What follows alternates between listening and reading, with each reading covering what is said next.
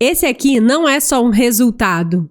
É uma vida transformada por conta da cirurgia plástica. Hoje nós vamos receber mais uma vez a referência em cirurgia plástica, Dr. Diego Rovares, com uma dinâmica bem diferente. Vamos comentar caso a caso para você entender quais são as possibilidades desse universo que une estética e bem-estar.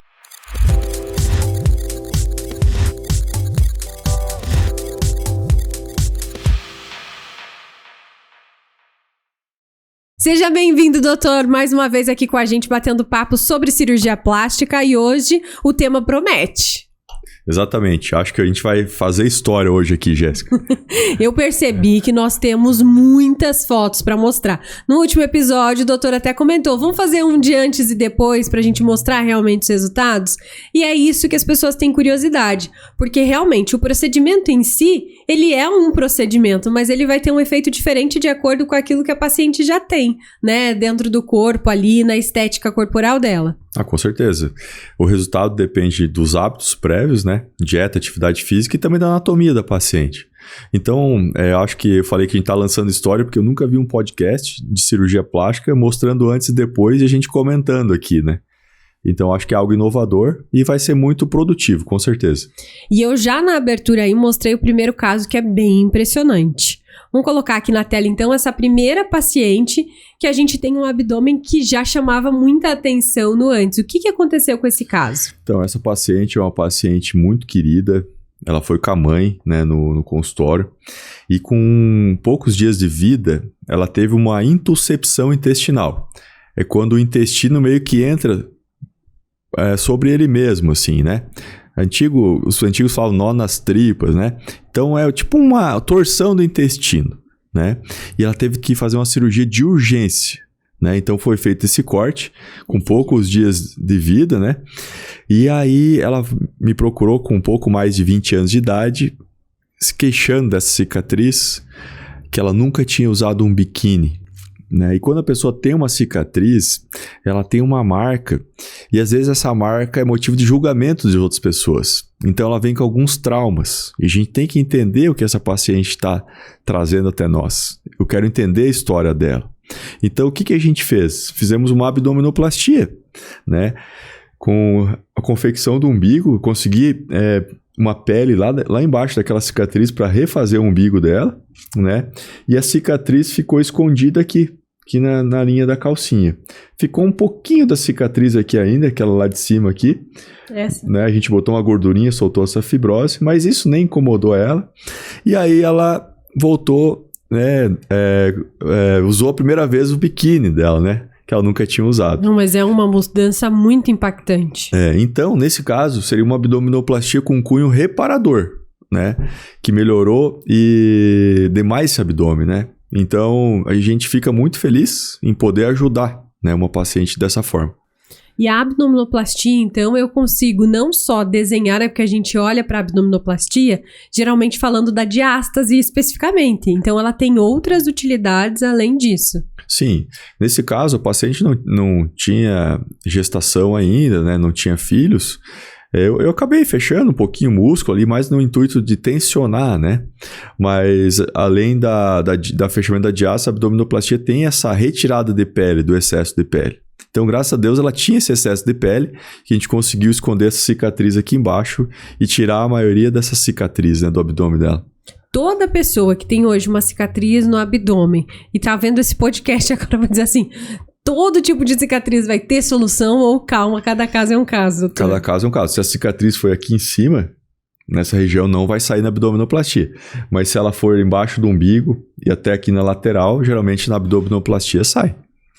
Então, quando eu estou olhando para essa ideia de quero melhorar o meu abdômen, nós temos outras possibilidades. Podemos passar para mais uma paciente? Ah, com certeza. Próximo caso, então. A gente já viu esse que foi bem impactante. Aqui também, agora, a gente está falando de abdômen que ficou mais desenhado e ela fez também mama. Exatamente. Aqui é uma paciente com um filho também. Uma paciente que ela tira fotos para roupa, para lojas, assim, né? Então, seria uma modelo, né, de roupas. E ela estava muito incomodada, que ela perdeu um pouquinho a cintura. Ela já tinha prótese, né? E a prótese cedeu, era uma prótese por cima do músculo. Então, ela me procurou para fazer uma lipoescultura com a mastopexia, né? Então, quando eu pergunto o que incomodava a mama dela, ela falou que ela queria um pouquinho mais de volume e queria levantar a mama. E o abdômen, ela queria um abdômen mais marcado, com menos gordura, né? Aí sempre, quando eu quero um abdômen marcado, eu sempre falo, você quer um abdômen igual a Virgínia? Bem marcado? Geralmente as pacientes não querem, elas querem um abdômen mais natural, com a marcação suave, atlético, né? Mas nada muito fundo a marcação. Então o que a gente fez? Tiramos a prótese, que acho que ela tinha 265 ou 285 por cima do músculo, colocamos a prótese por baixo do músculo, retiramos o excesso de pele, então aqui a cicatriz, né? E aqui na areola também a gente não pode mostrar, né? Em T invertido. E fizemos uma lipoescultura utilizando o Vaser para derreter a gordura, o Vibrolipo para retirar essa gordura e o Argoplasma para flacidez. Então, embora parecia que ela tinha uma flacidez, o Argoplasma ajudou para essa pele grudar. E uma definição das linhas semilunares aqui, ó. A gente fez uma definição das linhas semilunares, marcação de oblíquo, né? Que isso aqui é difícil a gente conseguir na academia. Então, a paciente ficou muito feliz com esse resultado e eu também. Tem como saber já nessa primeira fase aqui das consultas esse alinhamento de expectativa sobre o resultado, né? Porque ela tem que imaginar isso. Acho que para o doutor fica muito claro ter essa visualização. Mas para o paciente às vezes é um pouquinho mais difícil. Assim, a conduta tem que ser bem definida. Se a paciente só lipoaspiração vai ficar bom, ou se tem que fazer uma abdominoplastia.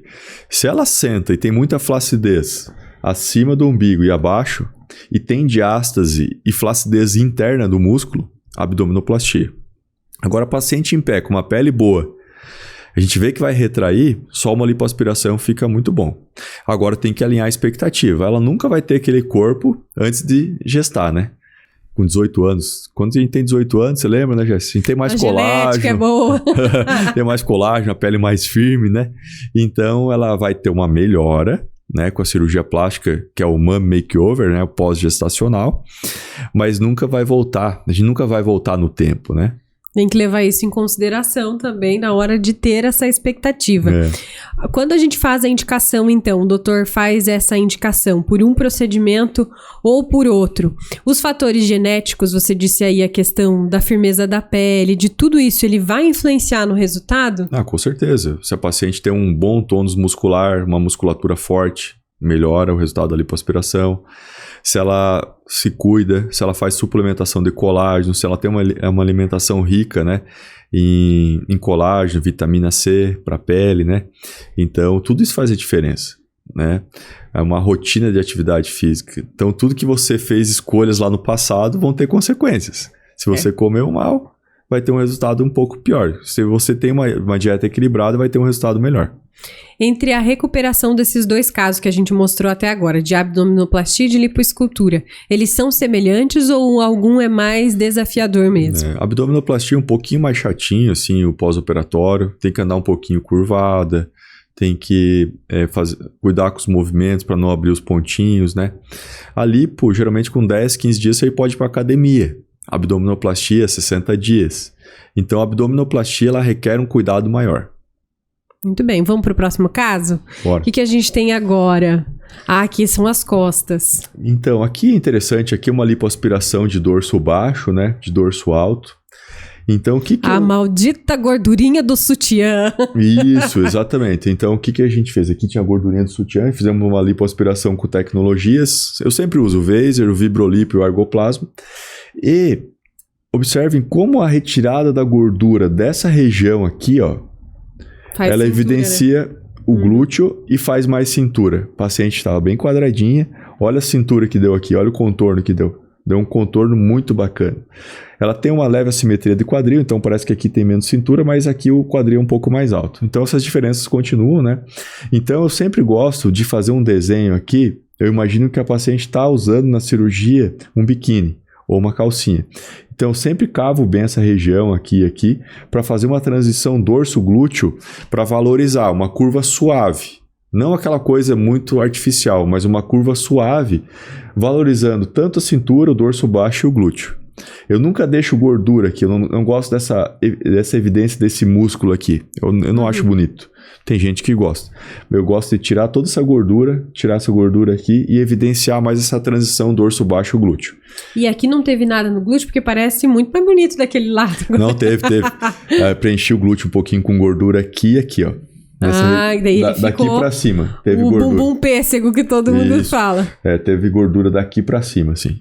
Então Perfeito. teve um pouquinho de gordura. Não foi muito, foi uns 300 ml, mas teve um preenchimento ali. Uma cirurgia como essa é menos difícil ou mais difícil do que as de abdômen? Qual seria a diferença em relação até risco e complicação, né, doutor? A cirurgia que tem mais trombose, índice de trombose, é a abdominoplastia. Né? Então eu não faço enxerto de gordura dentro do músculo, eu tenho um pouco de medo de embolia gordurosa, né? Então a cirurgia no geral, qual que é a cirurgia que tem um pouquinho mais de risco assim, de trombose? É a abdominoplastia, né? Mas o risco é 0,4% de uma trombose, é baixinho. A abdominoplastia é um pouquinho mais difícil de recuperar também. A lipoaspiração é mais fácil, né? Mas estando tudo bem, os exames cardiológicos, anestésicos, tudo certinho, a cirurgia plástica hoje, ela, na paciente saudável, é uma cirurgia considerada de baixo risco. E é muito importante que a gente fale da indicação correta, né? Porque você faz todo um estudo sobre o caso da paciente para realmente ver se ela pode passar pela cirurgia de forma segura, em um ambiente controlado, né? Com tudo certinho para ela estar monitorada durante toda a cirurgia. Exatamente. Por isso que a paciente não pode esconder nada do médico.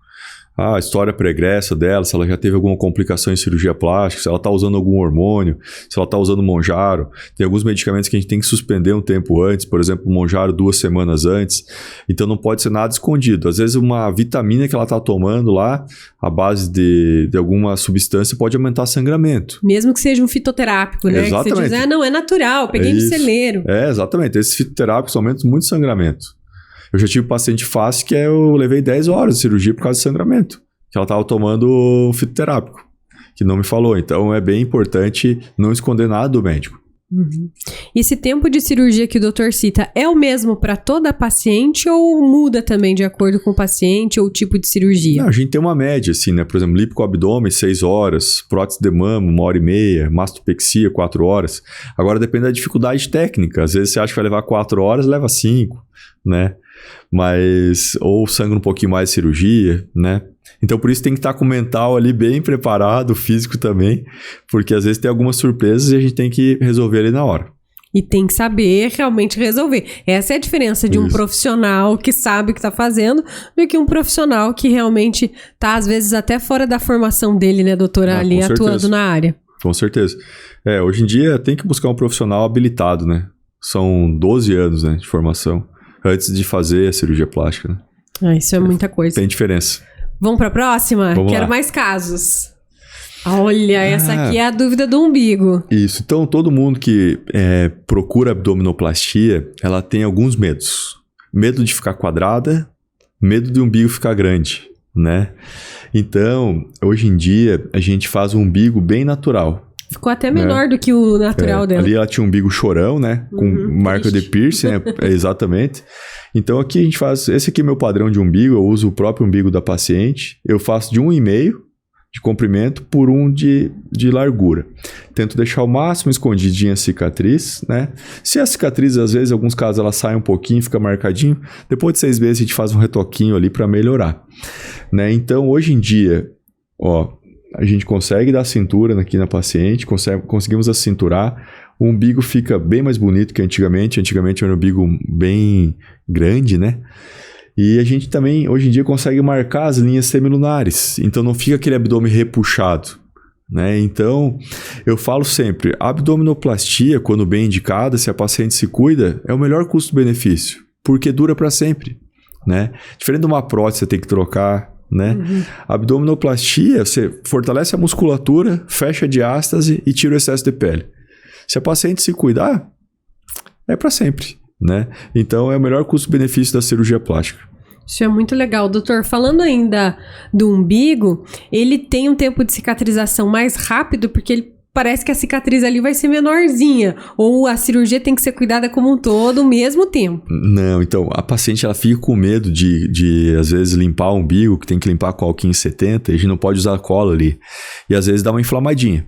Então, às vezes, ela até um pouquinho mais o tempo de cicatrização, porque fica embaixo da cinta, fica úmido. E aí eu uso uma rifocina para ajudar a secar ali, né? Então exige um cuidadinho mesmo. É tipo um umbigo de nenê, sabe? tem que cuidar.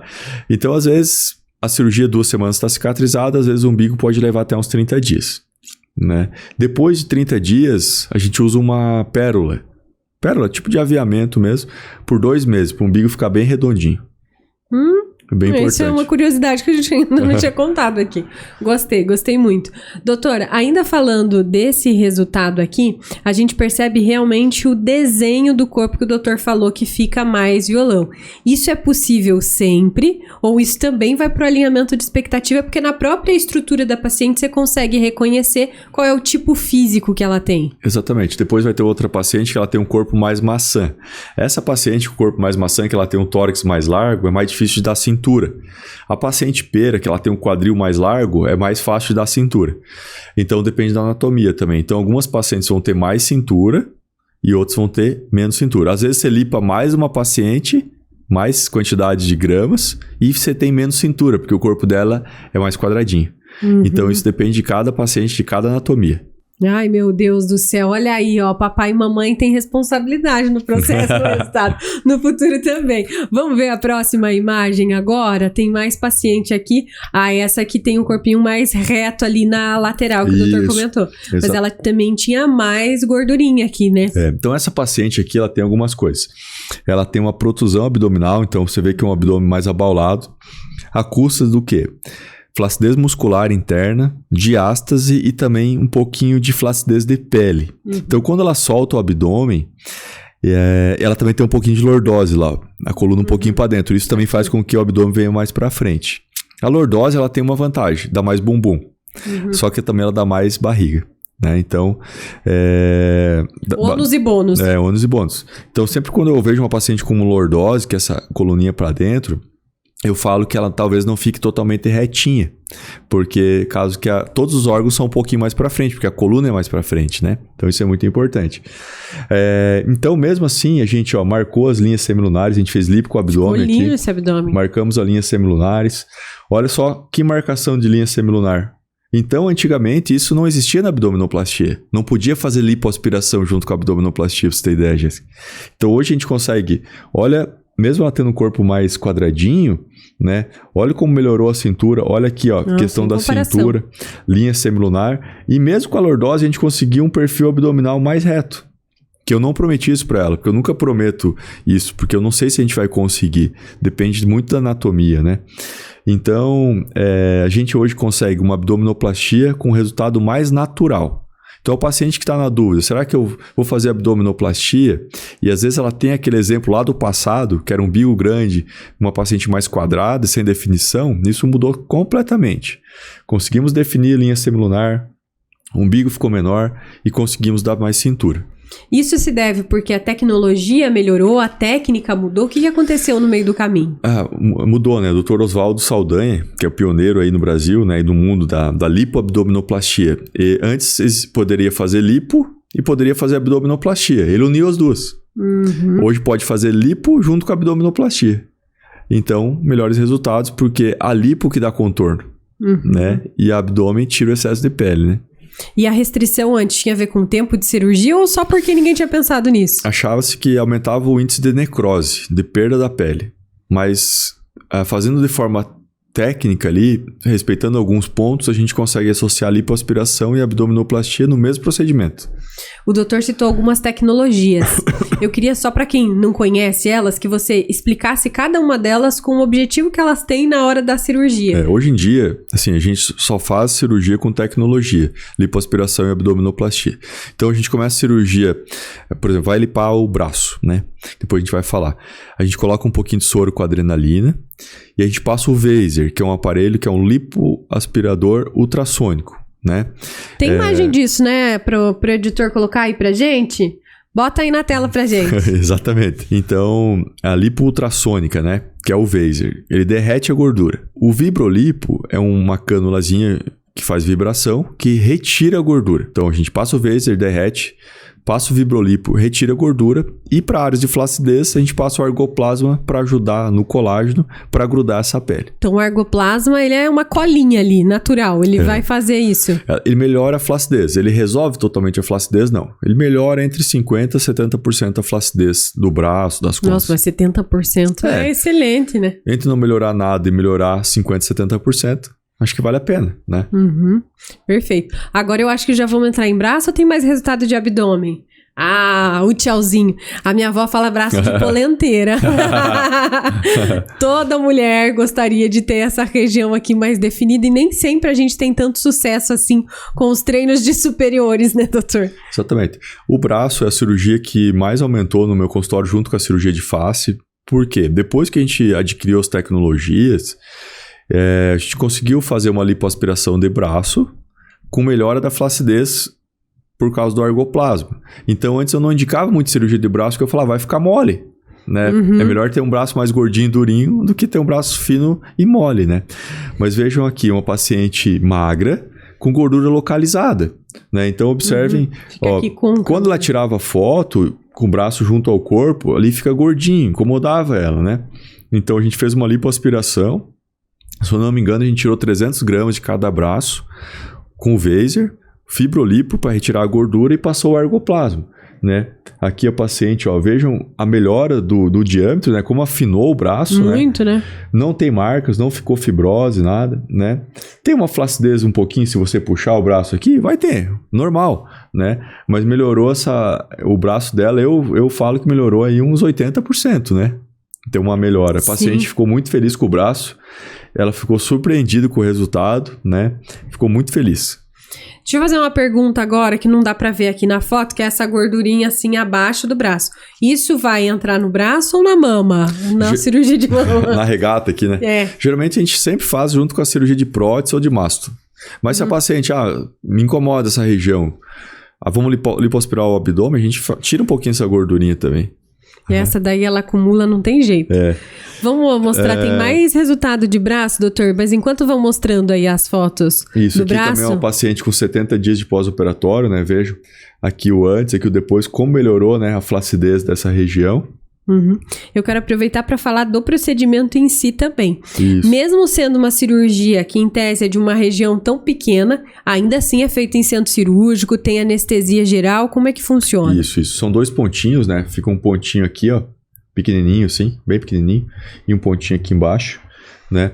E é feito centro cirúrgico, com anestesia geral, com toda segurança, né? Não é procedimento para consultório, não.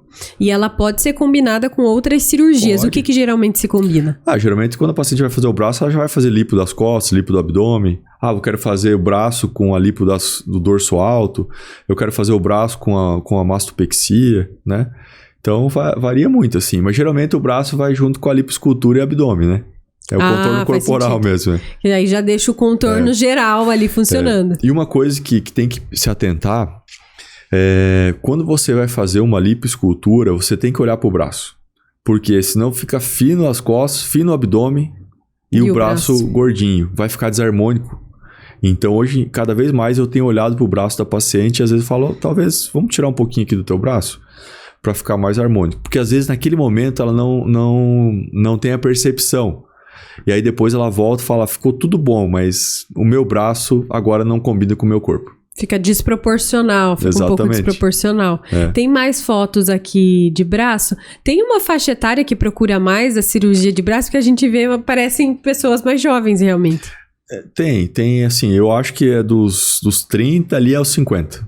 Dos 30 aos 50 anos. O pessoal procura cirurgia do braço ali. Principalmente quando vai tirar uma foto ou quer usar um vestido com uma de alcinha ou um vestidinho que vem aqui assim, que ia ficar apertando, né? Alguma coisa assim que tá queixando, né? Então você observa, a gente partiu desse braço e chegou aqui, né? Então olha a melhora que tem, né? É um impacto muito grande. E mulheres, percebam, são braços femininos. A gente foi sorteado aí a ter o braço mais molinho e ter que resolver depois. E braço natural, né? Fica natural, né? Não é aquele braço que fica musculoso, né? Não é o objetivo, né? É realmente deixar desenhado. Agora, se fosse pra homem, daria pra colocar um muque de prótese, doutor? Existe. Eu sou meio contra, né? Quer ficar forte, vai pra academia, né? Pode passar, a gente vai entrar já ali na cirurgia. Ó, esse também tá mais fortinho. Essa daí treina também, né? Essa aqui é o paciente que a gente definiu um pouquinho aqui a linha do deltoide, né? Desse músculo. É uma paciente também que se cuida, né? Ela fez uma lipoescultura junto com o braço e a mastopexia, né? Então, ó, aqui o antes, aqui o depois, né? O que eu observo? O braço, quando eu faço lipoaspiração, eu busco fazer essa linha aqui, ó, tipo um C, sabe? Aqui fica um pouquinho menos gordura, aqui um pouquinho mais gordura e aqui menos. Então, esse é o objetivo, um braço assim, ó. Né? Pra ficar mais bonito, mais harmônico. E fica mais natural também, né? Porque se ele ficasse retinho, seria... É meio estranho. Não existe, né? Nenhum braço assim no natural. Né? Isso aí. Agora tem as fotos de impacto de face. Ó, esse aqui, a gente achava que não tinha solução, que só tinha que encher a boca. Não, tem como resolver essa quedinha aqui, que vai acontecendo inevitavelmente. A gravidade podia colaborar um pouquinho mais, mas ela colabora, né, pra derrubar um pouco mais a gente. Então, com o tempo, o que a gente acontece com a gente? Vou olhar lá na câmera. Acontece que a gente fica assim, ó. Essa distância aqui, ó, entre o nariz e o lábio superior, a gente vai aumentando isso aqui, né? Ao aumentar essa distância, isso a gente olha para a pessoa, ou a gente mesmo, assim, com o tempo, fala, nossa, tô ficando mais velho, só por aumento dessa distância aqui. E o sorriso começa a ficar mais embaixo do que em cima, né? Os dentes não aparecem tanto, e a gente vai falando, mas o que tá de estranho, né? Então é aumento dessa distância. Então existe uma cirurgia chamada lip lift. É uma cirurgia que a gente abre aqui, né? Pode ser feito com anestesia local, com uma sedação levezinha, não precisa ficar internado. Pode fazer só essa cirurgia isolada. E a gente tira um fuso de pele com o objetivo de deixar essa distância aqui, ó, daqui a aqui, em torno de 1,2 centímetros a 1,3. Né? Você vê que olha a distância que era da paciente. Sim, muito maior. Né? E olha como valorizou o lábio. Aí parece que ela fez a boca, né? A impressão que dá, né? Isso. Então, ela não fez nenhum preenchimento aqui, não tem nenhum preenchimento labial, só foi feito o lip lift. Então, os amigos perguntaram, você fez preenchimento no lábio? Não, só foi o lip lift, né? Que deu essa valorização do lábio e a diminuição dessa distância e automaticamente ela ficou mais jovem. Né? E é uma cirurgia mais duradoura do que se ela ficasse colocando preenchimento aqui nesse caso com outro resultado, inclusive. É, cirurgia permanente. Né? Sem usar produtos, sem usar nada. Muito legal. Agora, tem mais foto aqui, Max, passa pra gente. Essa é extraordinária, porque essa aqui... Gente, imaginou você poder ganhar 20 anos a menos? Foi mais ou menos isso que a gente vê aqui. O resultado dessa paciente é muito bom. Essa paciente é uma paciente muito querida. Foi com o filho, né? Ela era viúva, né? E ela nunca tinha se olhado muito pra ela, assim, né? Então, por muito tempo as mulheres elas ficam cuidando dos filhos e aí chega um momento que ela começa, os filhos estão criados, já estão fora de casa, já foram para a vida, né, deles e a mulher ela se volta para ela e fala assim, nossa, agora eu vou cuidar um pouquinho de mim, já trabalhei tanto, né, então foi mais ou menos isso que aconteceu, ela estava com 68 anos mais ou menos, né, e a queixa dela era... pálpebra, excesso de pele na pálpebra, né? Excesso de bolsas ali, né? Queda da face, flacidez em pescoço, né? Então, só que ela queria um resultado natural, né? E eu também busco essa naturalidade, nada muito repuxado, não repuxar a boca, não repuxar o olho, né? Então, o que a gente fez? Fizemos a pálpebra superior, a pálpebra inferior, né? Vejo como teve uma melhora, né? Dessa região, olha como tinha um excesso ali, né? Principalmente aqui na parte de cima, né? Cobria todo o cílio dela. Aqui ela tá com 4 meses, né? E fizemos também a cirurgia do pescoço, né? Aqui a gente não tem a parte... o perfil anterior, né? Mas olha como definimos aqui a mandíbula, o pescoço bem natural. Nessa foto aqui dá pra ver, ó, o pescocinho dela aqui mais caidinho. Então ela ficou elegante, natural, as pessoas perguntam pra ela o que ela fez, não sabe que ela fez cirurgia de face, pescoço e pálpebra, né? Isso que é extraordinário. Cadê a cicatriz, doutor? A cicatriz tá aqui, ó. Aqui e aqui assim, ó, com 4 meses. Isso também depende de cada paciente, né? E um pouquinho aqui atrás também tem uma cicatrizinha aqui embaixo. E na pálpebra também, né? Então, isso depende da cicatrização de cada pessoa, né? Como a gente estava conversando antes. Mas hoje em dia a gente consegue esconder bem essa cicatriz em lugares estratégicos, né? E com o cabelinho solto, né? Não aparece de jeito nenhum. Mesmo aqui com o cabelo preso, tá tudo ok, né? Então, esse é o objetivo da cirurgia de face. Não é perfeição, é uma melhora. A gente tem um rejuvenescimento de forma natural e a paciente voltar a se gostar. Voltar a frequentar ambientes sociais, em festas, se sentir autoconfiante. Esse é o objetivo. E eu vejo muito que a gente precisa falar. Eu sei que a gente fez um episódio inteiro desse da última vez falando da cirurgia de face. Pra você que perdeu, já corre aí no card, vai lá, clica, que tem um episódio inteiro só falando de todos os detalhes da cirurgia de face. Mas sobre a faixa etária de procurar, né? A gente falou muito sobre ter muitos procedimentos paliativos hoje, mas você ter esse planejamento, gerenciamento do envelhecimento, pensando que talvez a solução chegue na plástica, então tem algumas coisas que seria melhor evitar. Exatamente, a paciente ela está procurando, acho que deu efeito aquele nosso vídeo, a paciente ela está procurando mais cedo, paciente às vezes com 40, 42 anos ela já está procurando, né? Principalmente por causa do pescoço, né? Flacidez em pescoço, e às vezes ela observa que ela faz vários procedimentos com um resultado muito pequeno, então eu estou vendo que elas estão procurando antes da cirurgia plástica, né, e tendo esse entendimento melhor, eu acho que também está sendo mais divulgado, né? Acho que sim. Isso ajuda bastante. E trazer a informação de qualidade, né? Informação objetiva ali do que realmente pode funcionar, porque o objetivo é ter transparência nessa informação, né? Até porque é o rosto, né, doutor? Depois não tem como esconder se for no lugar errado. Não tem como voltar atrás desse resultado. Por isso que tem que procurar um cirurgião especialista em face, que tem experiência, né, com intercorrências, com pós-operatório, né? Que tem um currículo adequado para fazer essa cirurgia, né? Antes de eu ir para o último caso que a gente separou para hoje, eu queria que o doutor falasse sobre as cirurgias de forma geral. Você tem uma favorita, a que você mais gosta de fazer e por quê? Ou a que você considera a mais complexa, tanto para a recuperação da paciente, como para também ali passar horas no centro cirúrgico? Eu acho que a cirurgia mais difícil da cirurgia plástica é a mastopexia com prótese. Por quê? São duas mamas. Nunca a gente vai ter uma mama igual à outra. Então, a paciente que... eu quero minha mama igual. Eu falo assim, não, igual não tem como. Nem Deus. Elas são diferentes agora, né? A mama natural, ela é um pouco diferente uma da outra. Porque depende do tórax, depende da anatomia, né? Então, eu falo, você vai ter uma mama semelhante. Eu vou te deixar a mama mais semelhante possível. A mastopexia com prótese é uma cirurgia difícil. Que eu acho que é mais difícil, assim, não para recuperar, mas tecnicamente, a cirurgia é mais difícil, né? A cirurgia de face, ela tem muitos passos, muitos detalhes, né? Não chega a ser uma cirurgia difícil, assim, né? A abdominoplastia também não. A lipoescultura é uma cirurgia de detalhes, muitos detalhes. Tem que cuidar para não ficar irregularidades, né?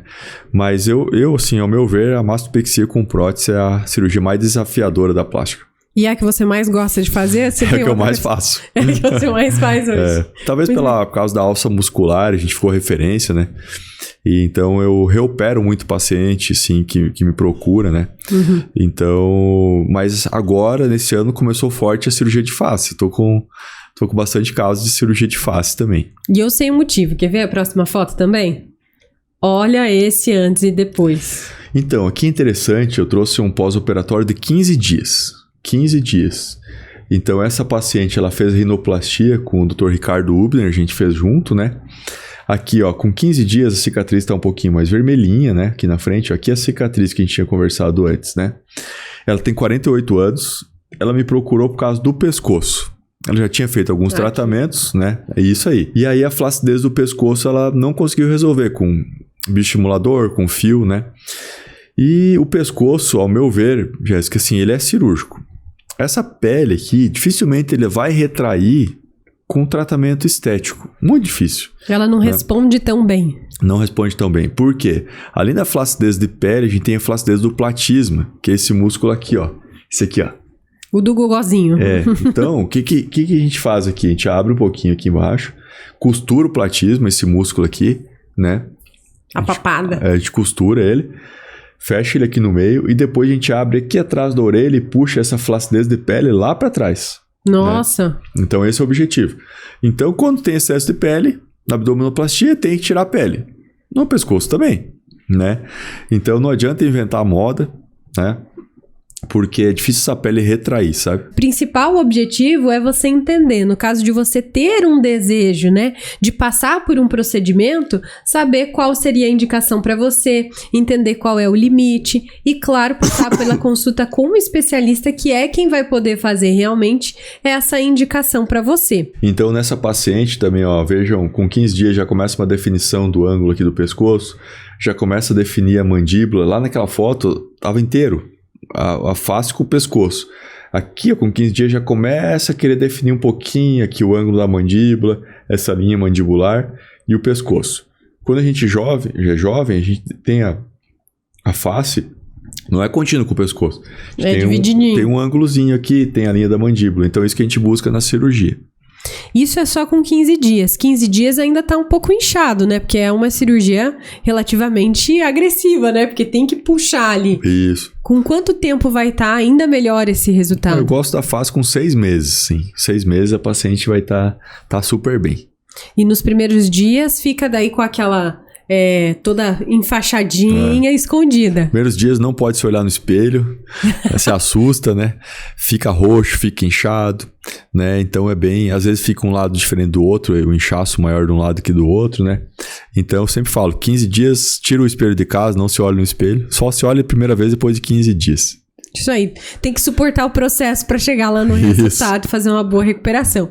Doutor, o que a gente fez hoje foi realmente um guia, né? Então eu falava ali sobre a importância de conhecer o procedimento para também fazer as perguntas certas para o cirurgião plástico. Queria e agora para os momentos finais, falando sobre o que você considera que a paciente deve saber ou deve perguntar já na primeira consulta para o médico, para ela ficar mais tranquila e ter essa confiança, né? Que é uma relação de confiança. Na verdade, ela tem que ter uma certeza que ela quer fazer a cirurgia plástica naquele momento da vida dela. Isso é importante. Será que aquele momento é o momento certo dela fazer cirurgia? Ela vai ter uma rede de apoio? Né? Então isso é importante. Porque às vezes, eu vou lá, mas talvez eu queira ter mais um filho. Não faça cirurgia, então. Porque você vai perder o teu investimento, o teu tempo, né? Então tem que estar claro, não quero mais ter filho, quero fazer o meu abdômen. Isso tem que ter certeza, porque senão o pós-operatório vai ficar muito sofrido. Se você vai naquela, não sei se eu quero. Tudo é mais difícil no pós-operatório. Outra coisa, verificar se o cirurgião é membro da Sociedade Brasileira. Conversar com pacientes que ele já fez cirurgia. Perguntar se o hospital tem estrutura adequada, se tem anestesista junto dela a todo momento e quais os exames que a gente vai fazer no pré-operatório. Aquele médico que não pede nenhum exame, não pede avaliação do cardiologista, não passa pelo anestesista, acender um pontinho de interrogação na cabeça do paciente. Pós-operatório, o médico vai dar o telefone dele particular? Opa! Vai dar o telefone, isso é muito bom. Eu vou falar com uma equipe, daí só às vezes eu falo com o médico. Como que vai ser o retorno pós-operatório? Por quanto tempo você vai me ver no pós-operatório? Perguntar para o cirurgião. Isso é fundamental. A minha expectativa vai ser atendida? Será que o que eu quero o senhor consegue atingir? Às vezes não consegue. Tem que falar ali naquele momento. Tudo que é combinado antes não sai caro. Exatamente. Né? Então, às vezes a paciente, eu peço uma foto. Como você quer a tua mama? Eu falo, aqui a gente não vai conseguir. Você tem o tórax de implantação, a mama de implantação do tórax mais baixo. A tua mama não consigo chegar no colo nessa altura. A expectativa tem que ser... A adequação da expectativa tem que ser antes da cirurgia. Então, isso é fundamental. E também a paciente ela tem que estar ciente, principalmente que ela tem filho pequeno, não fazer muitos procedimentos ao mesmo tempo. Quanto mais procedimentos, maior o risco da cirurgia. Quanto maior o tempo da cirurgia, maior o risco. Então, escolher pelo menos 2. Lipo com abdômen, né? Lipo-abdômen e prótese, até a gente faz, que é uma cirurgia mais tranquila. Agora, lipo-abdômen e masto é uma cirurgia muito grande. Então, o ideal é fazer lipo com abdômen e depois faz a masto, né? Não querer fazer tudo ao mesmo tempo, porque pode comprometer a saúde da paciente e a recuperação do pós-operatório. E cuidar também do termo, né, que a gente vê hoje muito dentro, olha lá o marketing, eu sou do marketing, vivo falando isso, mas é culpa do marketing. O minimamente invasivo para parecer que é mais leve. Exatamente. O que é considerado realmente minimamente invasivo dentro da plástica e que mesmo assim talvez não fosse o ideal fazer procedimentos em consultório? A mini lifting, por exemplo, né? Eu vou descolar que é fácil no consultório. Acho arriscado fazer em consultório. Mini abdômen, porque pode ter um sangramento que só consegue ser controlado no centro cirúrgico, né? Então, não é porque é mini, não tem risco, né? Não é porque é pequeno, não tem risco. A maior complicação que eu tive na minha residência foi um tumor aqui, ó, minúsculo. Eu fui tirar do paciente, ele chegou no centro cirúrgico, antes de eu fazer a cirurgia ele infartou. Era um tumor pequenininho, era uma mini, né? Então você tem que não menosprezar, por menor que seja o procedimento, o risco. Tudo tem risco. Alguns maiores, outros menores. Não é porque é mini que não tem risco, sabe? Então não faça nada em consultório, né? Não faça em consultório, cirurgia plástica, ambiente hospitalar, com anestesista, com segurança.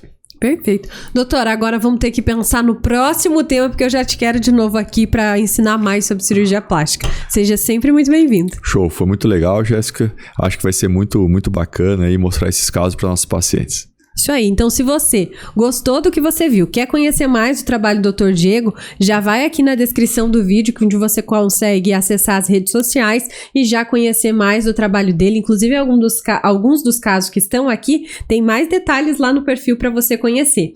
E eu te espero de novo aqui no LikeCast com esse objetivo maravilhoso de levar informação de qualidade que pode mudar a sua vida. Até mais!